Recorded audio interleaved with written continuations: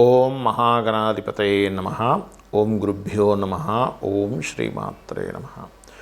పరమేశ్వర స్వరూపమైనటువంటి జ్యోతిష, వాస్తు మరియు ఇతర అనేకమైనటువంటి శాస్త్రములను మనకు అందించినటువంటి మహర్షులకి నమస్కారం. హయగ్రీవ హయగ్రీవ హయగ్రీవేతి యో వదేత్ తస్య నిస్సరతే వాణి జహ్నుకన్యా ప్రవాహవత్. అరుణాం కరుణాతరంగితాక్షీం ధృతపాశాంకుశపుష్పబాణచాపాం అనిమాదిభిరావృతాం మయూకైః అహమిత్యేవ విభావయే భవానీం. శ్రీమాత్రే నమః. ప్రేక్షకులకి ఆ లలితాంబిక అమ్మవారి యొక్క అనుగ్రహం పరిపూర్ణంగా కలగాలన్న స్ఫూర్తి కోరుకుంటూ 2025 సంవత్సరంలో 4 మేజర్ ప్లానెట్స్ మారుతున్నాయి.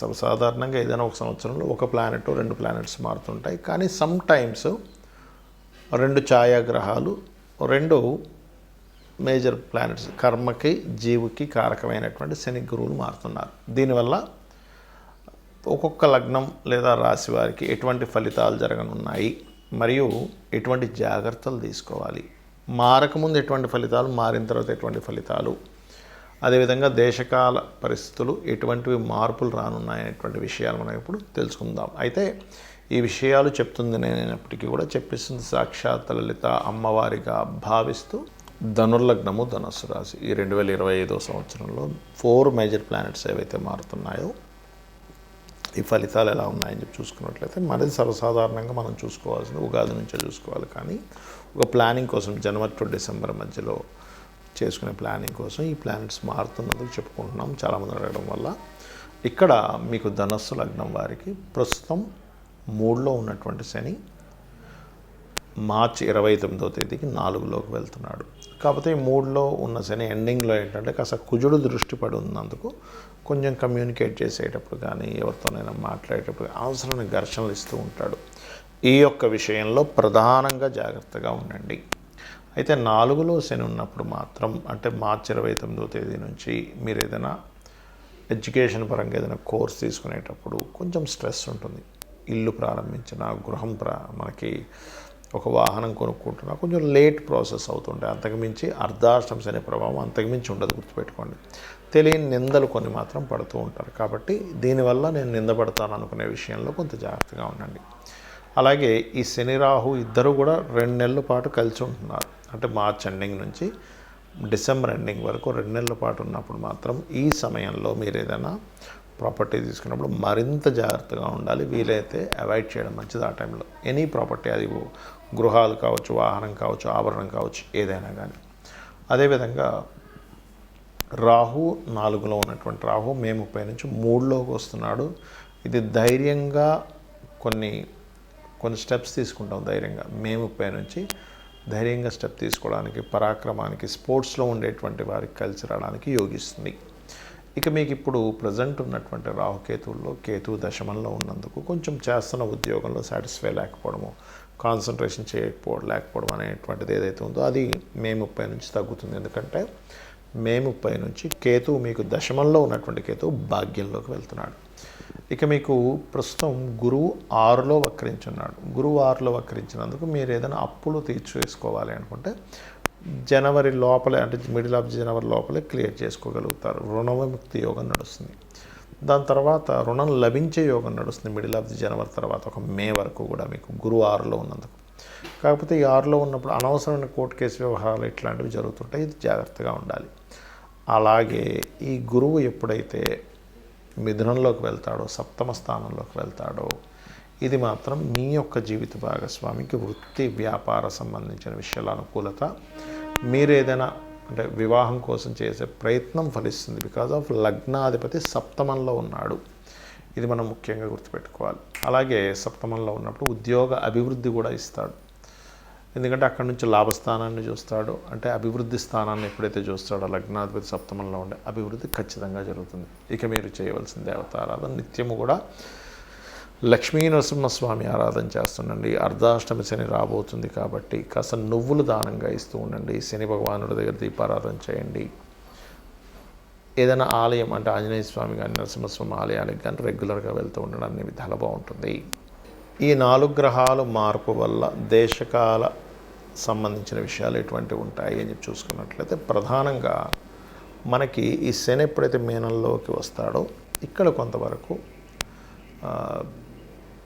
గతంలో మనకి ఎలా అయితే కోవిడ్ లాంటిది వచ్చిందో అలాంటివి చిన్న చిన్న ఇవి కొంచెం పెరుగుతూ ఉంటాయి అనారోగ్య సంబంధించి. అంటే కొంచెం కోవిడ్ అంతా విపరీతమైన అన్నీ బ్లాక్ అయిపోవడం కాకుండా కొంచెం అనారోగ్య సమస్యలు పెరుగుతూ ఉంటాయి జీవులకి ఈ శని మీనంలో ఉన్నంతకాలం. అదేవిధంగా కొంత గవర్నమెంట్ కొన్ని విషయాల్లో, ఎందుకంటే మనకు నెక్స్ట్ రాబోయేటువంటి ఈ 2025 శోభకృతనామ సంవత్సరంలో అధిపతి రవి అవుతున్నాడు కాబట్టి అక్కడ పర్టికులర్గా ఇచ్చేటువంటి రిజల్ట్లో అక్కడ ఏంటంటే రవి యొక్క ప్రభావం అంటే గవర్నమెంట్ కొన్ని నిర్దిష్టమైనటువంటి కొన్ని రూల్స్ తీసుకొస్తుంది. అదేవిధంగా కేతువు ఎప్పుడైతే సింహరాశిలోకి సంచరిస్తాడో 2025 సంవత్సరంలో కొన్ని రాజకీయ నాయకులు కొంతమంది మార్పులు కూడా జరుగుతాయి. లేదా ఒక పెద్ద రాజకీయ నాయకులకి సంబంధించినవి కొన్ని చూడండి, వాళ్ళకి సడన్గా అంటే బాగా ఓల్డ్ పర్సన్స్ ఉంటారు కదా, సడన్గా ఏదైనా ఒక అవ్వకూడనటువంటి విషయాలు అవ్వడం, ఎవరైనా గతించడం కూడా జరుగుతూ ఉంటుంది రాజకీయ సంబంధించిన విషయాలు. కాకపోతే పేరు ప్రఖ్యాతులు కూడా వస్తాయి రాజకీయ నాయకులకి, అటువంటి యోగాలు ఇస్తుంది. అయితే ఇక్కడ పర్టికులర్గా ఏంటంటే ఈ శని మీనంలోని మేషంలోని 5 సంవత్సరాలు సంచరిస్తారు కాబట్టి నేను అందరికీ చెప్పేది ఒకటే, ఏదైనా ఒక అనుష్ఠానం చేయండి. ఆంజనేయ స్వామిదో, అమ్మవారిదో, విష్ణువుదో, శివుడిదో ఏదో ఒకటి, ఓం నమ శివాయ అనుకోండి, రోజు అరగంట సేపు, ఓం శ్రీమాత్రే నమః అనుకోండి, లేదా ఓం నమో నారాయణాయ అనుకోండి. ఎందుకంటే ఈ మీనంలో శని సంచారం జరిగేటప్పుడు పర్టికులర్గా ఈ బ్లాక్ మ్యాజిక్స్ అనవసరమైనటువంటి ఇవి పెరుగుతూ ఉంటాయి. దాంతోపాటు సహజంగానే మనకి ఇంకా రాకముందే నవంబర్ డిసెంబర్ నుంచి కొన్ని భూకంపాలు కావచ్చు, లేకపోతే అంటే 2025 ఇంకా రాకముందే, ఎందుకంటే 2025కి అధిపతి కుజుడు అవుతాడు. ఎందుకంటే 9 నెంబర్ అది.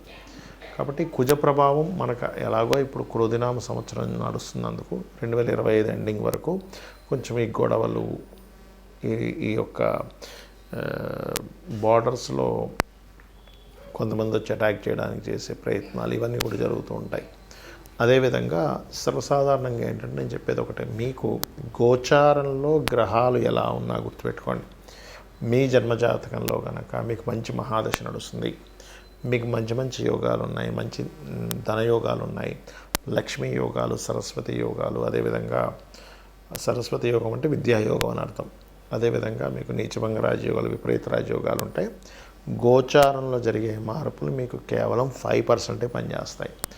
ఆ దశలు కనుక సరిగ్గా లేనప్పుడు గోచారం కూడా మిమ్మల్ని ఇబ్బంది పెడుతుంది. అయితే న్యాచురల్గా అందరికీ పనిచేసేటువంటి ఈ రాశి ఈ లగ్నం వాళ్ళకి అని చెప్తుంటాం, అదొక 10 to 15% పనిచేస్తుంది. కానీ మీ personal chart is most important, ఇది బాగా గుర్తుపెట్టుకోండి. అయితే ఇక్కడ జాతకం లేని వాళ్ళు కొంతమంది ఉంటారు, మేమేం చేసుకోవాలని అడుగుతుంటారు. వాళ్ళందరికీ ఒకటే చెప్తాను నేను మీకు, అందరూ కూడా కేతువు బుధరాశుల్లో సంచరిస్తుంది కాబట్టి మే 30 వరకు కూడా ఎవరు డబ్బులు అప్పుగా ఇచ్చే విషయంలో ఎంతో అత్యవసరం ఉంటేనే అప్పు చేయండి, అప్పు ఇవ్వండి. ఇది చాలా కీలకమైన విషయం అందరికీ కూడా. ఇది ఏది డేట్ ఆఫ్ బర్త్, టైము, నక్షత్రము, రాశి ఏమీ తెలియదు అనుకునేటువంటి వారికి. అలాగే మరొక విషయం ఏంటంటే ఇక్కడ అందరూ కూడా కాస్త ఈ అందరినీ తీసుకున్నప్పుడు జనరల్గా మేషం తీసుకున్నప్పుడు శని 12లోకి వస్తున్నాడు కాబట్టి అనవసరంగా కొన్ని ఫుడ్స్ తింటుంటాం మనం. కొన్ని ఫుడ్స్ విషయంలో కావచ్చు, కొన్ని మన లైఫ్ స్టైల్ విషయంలో కావచ్చు. నైట్ నిద్రపోకుండా చాలామంది చూడండి నైట్ అంతా మేలుకొని పగలపూట నిద్రపోతుంటారు. ఇటువంటి లైఫ్ స్టైల్స్ వల్ల అనర్థాలు వచ్చేటువంటి ఛాన్సెస్ కనిపిస్తున్నాయి ఇన్ ఫ్యూచర్లో.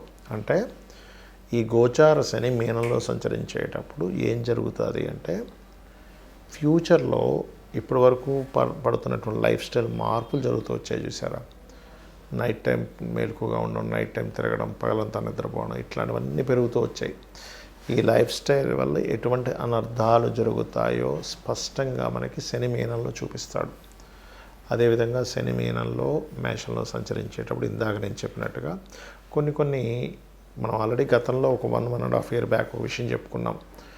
కుంభంలో శని సంచారం చేసేటప్పుడు రెవల్యూషన్, ఒక మార్పుని తెస్తాడు బిజినెస్లో అని. అది మనకు 30 సంవత్సరాల క్రితం వచ్చినప్పుడు కంప్యూటర్ అనే దాన్ని పెంచాడు. అక్కడ నుంచి కంప్యూటర్స్ పెరగడం అన్నీ బాగా జరిగాయి టెక్నాలజీ పరంగా.